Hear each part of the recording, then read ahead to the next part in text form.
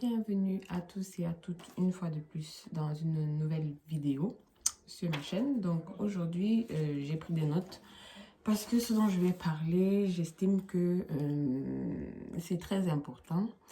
Et je fais la vidéo pourquoi? Parce que un abonné m'a contacté dans un commentaire sur YouTube et m'a laissé savoir que une agence d'immigration, alors je ne sais pas si je dois donner le nom ou si je dois taire le nom, donc une agence d'immigration avec laquelle il a fait affaire au Cameroun, lui aurait dit qu'ils sont capables de lui faire un visa touriste de 3 mois et ce visa touriste là ensuite après, il pourra demander, comment on appelle ça, il pourra changer de statut une fois rendu au Canada pour demander la résidence permanente. Donc, ils vont lui donner un visa de touriste 3 mois avec la possibilité de travailler avec ce visa touriste-là et qu'après, il pourra demander la résidence permanente. Donc, je vais faire la vidéo pour éviter que plusieurs d'entre vous se fassent raconter des balivernes par des agences d'immigration qui peut-être ne savent pas comment se passent les choses ici ou qui vous racontent des choses pour vous extorquer de l'argent.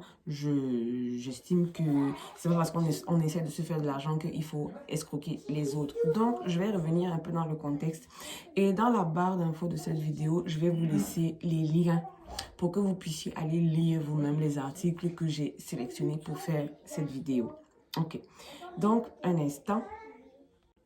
Donc, sans plus tarder, on va rentrer dans le vif du sujet. Alors, donc, déjà, est-ce que c'est possible de travailler au Canada sans permis de travail? Il existe des catégories de personnes et des catégories de statuts qui peuvent vous permettre de travailler au Canada sans avoir besoin d'un permis de travail.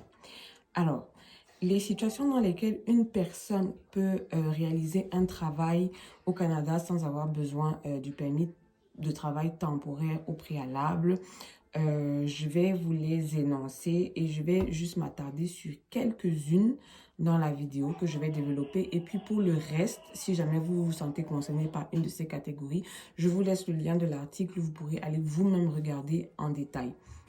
Donc, une personne qui est autorisée à travailler sans permis de travail peut néanmoins avoir besoin d'un visa de résidence temporaire pour entrer au Canada de façon temporaire. Ça ne souffre de rien. Ensuite, voici les situations pour lesquelles un étranger peut venir au Canada pour réaliser un travail sans permis.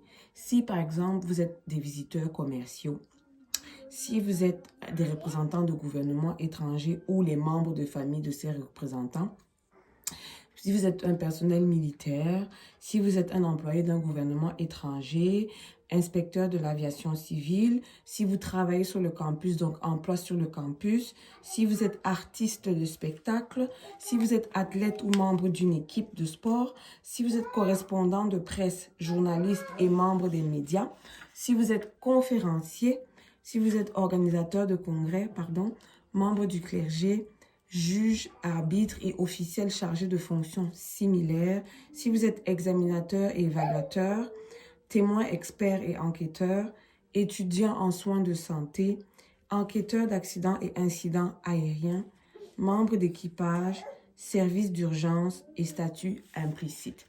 Donc, là, maintenant, j'ai sélectionné que quelques personnes dans cette catégorie-là pour développer un peu. Et puis, le reste, comme je dis, je vous laisse le lien en barre d'infos. Vous allez aller pouvoir voir l'article en détail. Je vais commencer par les visiteurs commerciaux.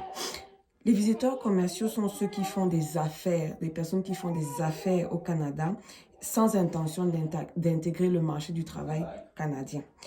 Pour ce faire, tu es considéré comme un visiteur commercial si, par exemple, ta principale source de rémunération du travail provient de l'extérieur du Canada. Si le lieu d'emploi principal se trouve à l'extérieur du Canada. Et si les profits de ta compagnie ou de ton employeur sont réalisés à l'extérieur du Canada. Donc, mettons, tu viens au Canada pour faire des affaires, mais tu n'as pas l'intention d'intégrer le marché du travail canadien après. Il y a beaucoup de personnes qui font les affaires, qui voyagent de par le monde. Hein. Donc, la même chose s'applique au Canada. Tant que tu ne veux pas intégrer le marché du travail canadien, tu as le droit de venir faire des affaires au Canada. Ça, c'était la catégorie des visiteurs commerciaux. C'était beaucoup plus détaillé que ça dans l'article. Je n'ai pris que l'essence. Donc, pour plus d'informations, comme je dis, vous regarderez l'article. Je laisse le lien. les représentants des gouvernements étrangers et membres de la famille. Ces personnes-là doivent être accréditées par le ministère des Affaires étrangères, du Commerce international du Canada, et les représentants diplomatiques auprès des bureaux des Nations Unies au Canada sont également couverts par cette exception-là. Donc, si vous vous retrouvez dans cette catégorie, c'est généralement les personnes qui travaillent dans les ambassades, les hauts commissariats, vous voyez les personnes qui travaillent dans les ambassades de vos différents pays là au Canada, sont des personnes qui travaillent au Canada et n'ont pas de permis de travail parce qu'elles sont des représentants de gouvernements étrangers. Personnel militaire, si vous êtes un militaire, personnel militaire et les employés civils venant au Canada des pays désignés en vertu de la loi sur les forces étrangères présentes au Canada peuvent travailler et même étudier sans permis. Les familles de ces personnes sont aussi couvertes par cette dispense.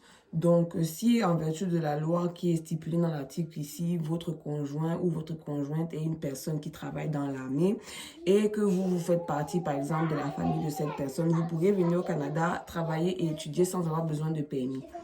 De plus, le personnel militaire est dispensé de l'exigence du passeport, du visa de résident temporaire et des examens médicaux. Donc, il y a vraiment beaucoup d'avantages à être militaire. Ces dispenses ne s'appliquent pas, par exemple, aux employés civils parce qu'il y a des employés civils qui travaillent pour l'armée. Donc, vous n'êtes pas un militaire de base, mais vous êtes un employé civil des forces armées. Ça ne s'applique pas à vous et ça ne s'applique pas non plus aux membres de votre famille. Maintenant, emploi sur le campus. Un étudiant peut travailler sur le campus de son école sans permis s'il remplit les critères suivants. Il faut que tu aies un permis d'études valide et que tu aies été étudiant à temps plein dans l'un des établissements suivants, soit un établissement, une institution, postsecondaire publique, donc collège ou université, ou un cégep, une institution privée collégiale au Québec, donc comme les collèges CDI, les collèges supérieurs de Montréal, ce sont les collèges privés, collège Sullivan, une institution privée canadienne autorisée à émettre des diplômes. Et cette autorisation de travailler sur le campus est valide pour la durée de ton permis d'études. Donc, ça veut dire que tu peux être un étudiant si et seulement si tu as prévu de travailler que sur le campus de ton école, tu n'as pas besoin d'appliquer pour un permis de travail pendant que tu es aux études. Parce que le permis de travail, c'est pour te permettre de travailler, par exemple, dans les magasins, les McDo, les trucs, rien de ce qui concerne la vie sur le campus ou le travail sur le campus. Par exemple, maintenant, ça c'est les catégories de personnes que j'avais sélectionnées pour détailler un peu plus. Le reste, vous allez le voir dans l'article, donc je vais laisser le lien. Donc là, j'insistais sur le fait de ne pas faire d'amalgame avec la nouvelle politique d'intérêt public temporaire. Donc ça, c'était plus pour répondre à l'abonné qui m'a contacté conformément à cette agence d'immigration avec qui il veut faire affaire. La politique dont je vais parler maintenant permet aux visiteurs en fait de demander un permis de travail sans avoir à quitter le Canada. Ça, c'est pour essentiellement faire profiter aux employeurs sur le territoire canadien qui n'ont pas ou qui ont de la difficulté à trouver de la main-d'œuvre. Donc, les visiteurs qui se trouvent actuellement au Canada, donc au moment où je fais cette vidéo, les travailleurs qui se trouvent, les visiteurs qui se trouvent déjà au Canada, et qui ont une offre d'emploi valide pourront demander un permis de travail propre à leur employeur et, si la demande est approuvée, pouvoir recevoir le permis de travail sans avoir à quitter le Canada. Donc, une agence d'immigration qui vous dit que je te donne un visa visiteur, actuellement où on parle, tu vas au Canada, tu vas travailler avec ce visa visiteur-là. Et quand ton visa visiteur sera arrivé à échéance, tu pourras demander la résidence permanente. Ce n'est pas vrai. Ce n'est pas vrai. Je ne sais pas comment ils vont faire ce tour de passe-passe là pour vous, mais ce n'est pas vrai. Les travailleurs, les visiteurs qui sont admissibles à cette politique dont je suis en train de parler là, c'est dans des personnes qui ont un statut de visiteur valide au Canada au moment de la demande. Il faut avoir été au Canada le 24 août 2020 et avoir demeuré au Canada depuis ce temps-là. Avoir une offre d'emploi.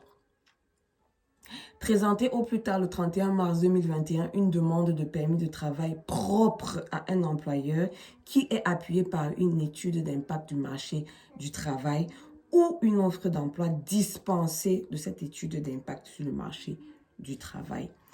Donc, n'écoutez pas les agences qui vous promettent des choses qui sont trop belles pour être vraies. Je ne vois pas comment, à partir de maintenant, quand tu es dans ton pays actuellement, que tu fais une demande de visa visiteur au Canada, que l'agence va te permettre de travailler avec ce visa visiteur-là et que après tu pourras demander la résidence. Ça ne marche pas comme ça.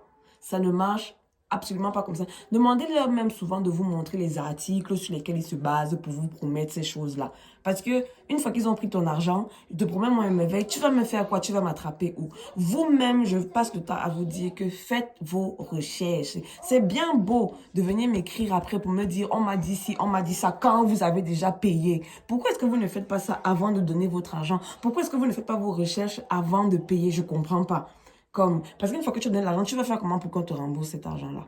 Donc, je vous laisse les liens et de l'article premier là et du deuxième qui est la politique pour demander un visa de travail. Si vous êtes déjà sur le territoire, vous allez pouvoir les regarder vous-même en profondeur et chacun se fera son idée à partir de ce moment-là. Donc, sur ce, je vous laisse et je vous fais des bisous.